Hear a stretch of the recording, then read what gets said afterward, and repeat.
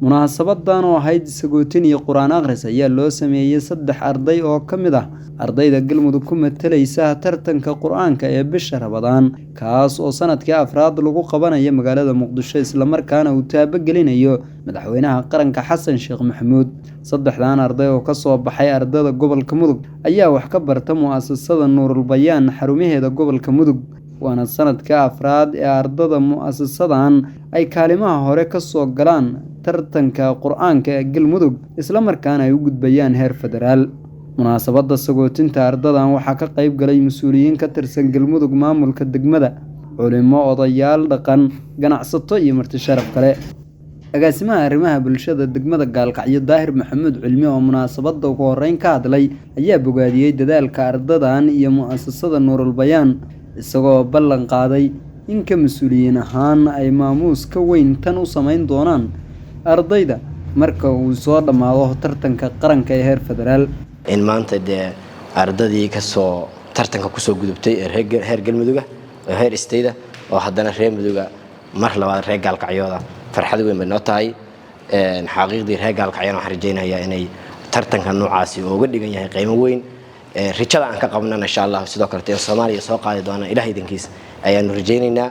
waxaan rabaa inaanu sidaan iyo si ka weyn aan u garab istaagno kalaamka Ilaah oo xaqiiqdii aan u baahanahay ardayda jiilka soo kacaysa iyo mar walba in kor loo qaado, mar walba maadiga iyo arrimaha noocaas ah xaqiiqdii la baabuuniya. laakiin waa u mahadcelinayaa walaalaha ama culimada ama ganacsatada maalkoodana ku bixiyay juhdigooda galiyay in ardayda yarka iyo dhammaan jiilka soo kacaya mustaqbalkooda wanaag oo la wanaajiyo. qofka diinta islaamka ku wanaagsan ayaa kulli ganacsiga iyo horumarka iyo maadooyinka ku wanaagsanaa. marka waxaan rabaa insha Allah culimada iyo ganacsatada waan kaga mahadcelinayaa. annaguna waa garab taaganahay. ilaahayna hayda barakeeyo. mar walba waxaan rajaynayaa reer mudug ifafaalo fiican ayaa ka muuqda mar haddii lagu tartamayo quraankii oo heer isteedna si gooni ah rabaa guddiga tartanka qabanayay iyo intii isku hawshay iyo wasaaradda dhammaan aad u mahadsantiin. reer mudug iyo reer Gaalkacyo farxad gooni ah u tahay in dhalinyarada noocaani oo wax ku baratay Gaalkacyo insha Allah ay maanta soo qaadaan muxuu ahaa calafkooda iyo guddoonkooda koobaad. waxaan rajaynayaa insha Allah midda Muqdishona inay sidoo kale noo soo qaadi doonaan. adinkana waxaan leenahay saamaha ku soo aadan iyo waqtiga ku soo horteen Ilaahay ka barakeeyo. waqtigiina iyo waqtigooda ku bixiseen sidoo kale Ilaahay meel Allah kaga dhigo. ardadana waxaan leenahay mustaqbalka u rajaynaynaa. annaguna waxaan rabnaa mar walba xafladahan iyo xaflada ka weyn sidoo kale waxaan la sugaynaa guusha xagga kala soo noqdaan insha Allah. waxaan rabnaa middan iyo mid ka weyn ha ku bixino dhaqaalaha ugu badan oo lagu bixiyo ardada noocyashada kale ama waxyaalaha kale ama ciyaaraha lagu bixiyo. waxaan aaminsanahay inay mudan yihiin muxuu ah ardada noocaani si qaas ah waxaan u ballan qaaday Ilaahay idinkiisa haddii guusha Alla soo celiyo inaanu xaflad ka weyn iyo sagootin ka fiican iyo soo dhawaanka quruxda insha Allah u dhigi doona. odayaasha dhaqanka, ganacsato iyo culimo meesha ka hadlay ayaa u duceeyay ardada iyagoo u rajeeyay inay kaalimaha sare ka gali doonaan tartanka ay ku matalayaan gobolka Mudug iyo guud ahaan galmudug. waxayna dhanka kale ku baaqeen in dawladdu ay door weyn iska saarto noolaynta iyo daryeelka goobaha lagu barto quraanka kariimka. madaxweyne Xasan Sheekh Maxamuud ayay kaga mahad celiyeen kaalinta ay dawladdiisu ku dhiirigelinayso barashada iyo xifdiga quraanka kariimka. marka hore waxaan u ducaynaynaa dhalinyarada quraanka Ilaahay xambaaray la tagay gobolkii tartankii ku soo guuleystay haddana u rajaynayno ka qaranka inay ku guuleystaan ayaanu ducaynaynaa. waxaan leenahay Ilaahay hamigiina kor ha u qaado hana idinku xafido quraanka. mar haddii sanadkii koowaad iyo labaad iyo saddexaadba reer mudug u taagan yihiin tartanka qaranka sida uu sheegay waxa naga dhiman ay tahay number 1 sanadkan waa sidaas oo calool gashanayna numberka koowaad baan raadinaynaa haddii Ilaahay idmo. marka koowaad waxaan rabaa inaan u duceeyo ardayda yaryar oo xambaarsan kalaamka Ilaahay inuu ayagana ku anfaco ummadda kuwa ku anfacana uu ka dhigo. reer muduga waxa lagu xaman jiray waa dagaalyahano dagaalkaana la ku xaman jiray taa bedelkeeda maanta waa quraac. marka eray waxa jira leeyahay xamay ku har reer mudug haba jirto xadiis baa jiray soo maaha khiyaarukum fil jaahiliya khiyaarukum fil islaam. qofkii dagaalka markii la joogo shujaaca ku lahaa oo mudnaa marka la joogo khayrkana waa mudnaan doona. sanadahan si xiriir ah ayay u soo galahayeen reer mudug tartamada diiniga ah oo la qabanayo quraanka loo qabanayo koobaad ayaan rajaynaynaa maanta inaan noqono mar baan afraad ahayn mar baan saddexaad ahayn mar baan labaad ahayn maanta oo la joogo waxaan rajaynaynaa inaanu kaalinta koobaad ka galno oo reer mudugdii la oran jiray waa dagaal oogayaal waa quraac ha naloo quuraanu leenahay saas dowladda Soomaaliya iyo tangal mudugba war reer mudug waa quraac ha lagu maalgeliyo islaamka dad wax u tari kara weeye markii islaamku uu guuleystana waa markastoo dadka muslimiinta ay guuleystaan diinka islaamka marka la quweeyo ilaahay agtiisa laga xisoobahayaa oo laga quwoobahayaa wax badan oo maalaha waxay ku baxaan maadi wax kasta oo nafcilana waxa dhalay diinka islaamka waxaan marka ku boorinaynaa dawladda heer federaal iyo heer state-ba islaamka diinka islaamka nashrintiisa ama faafintiisa iyo dhiirigelintiisa in wax laga bedelo oo wax loo quuro waa ka toosi doonaa oo markaan wixii ilaahay noo diray qabanno wixii ilaahay noo ballan qaaday heli doonaa marka waliba waxaan arka ku adkeynayaa madaxda hadda joogto qaranka aadan uga mahadcelinaynaa dhiirigelinta ay u sameynayaan dadka qaari quraanka iyo tartamada ay gelinayaan walina waxaan leenahay intaas oo loola dhawaadaa xafladana galabta aad iyo aad waxa weeye sharaf iyo karaamo ilaahay agtiisna kaleeda annagana noogu muuqataa waxa galabta aan fadhinaa waxay tahay 1400 sano ka hor wixii nabi maxamed loo soo dhiibay sallallahu alayhi wasallam waxayna mudan tahay in kor loo qaado oo loo qaado diinka ilaahay meesha waxa weeye lagu daraasinayo lagu baranayo oo la isugu imaanayo khayr iyo baraka iyo wanaag ayaa ku soo dega malaa'igta waxa way ku soo degta waxaan leeyahay wiilasha yarka Allah barakeeyo oo ku soo guuleystay tartankii galmudug kuwa qarankana waxaan ilaahay uga baryeynaa annagoo dhan isku duuban inay loo ku soo guuleeyo reer mudug hadii la dhigi jiray waa dagaalyahan sida uu sheegay wadoonka waxaan leenahay waa quraac lala socdo ilaahayna waxaan ka baryeynaa sidaas inaan noogu soo socoto culumadii wax soo bartay iyo waalidiintii juhdiga ku soo bixina waxaan leenahay Allah idin barakeeyo sidaasna mar walba diinka ilaahay loo garab istaagnaadaan leenahay muasasada Nuur Bayaan sidoo kale gobolkan waxa weeye wax badan ay ka bedeshay iyo degmooyin kale oo ku xiranba adiga waxaan leenahay qaral hansiyo sida u sii wada dadaalka ku sii bixiya aad iyo aad ay u mahadsan yihiin ardadana waxa weeye